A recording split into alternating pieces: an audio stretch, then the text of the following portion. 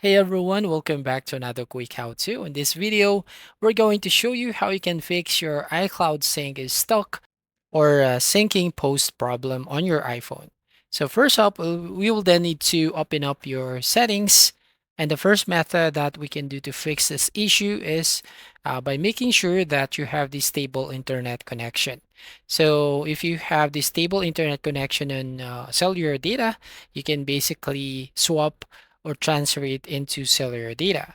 And once you fix your internet connection, the second method is by going to your Apple ID, scroll down to the bottom and tap on the sign out button.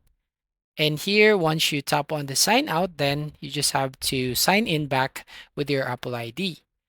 Now, another method here is by going to iCloud option. And then from here, just go and tap on these photos. And here, just have to disable this sync this iPhone or remove from iPhone. So tap on that. And then once you tap or remove from iPhone, you need to wait for a few seconds here. And once you turn this off, you just have to enable or toggle on the sync this iPhone. So that's all. Thank you for watching. Please like and subscribe and see you in the next video.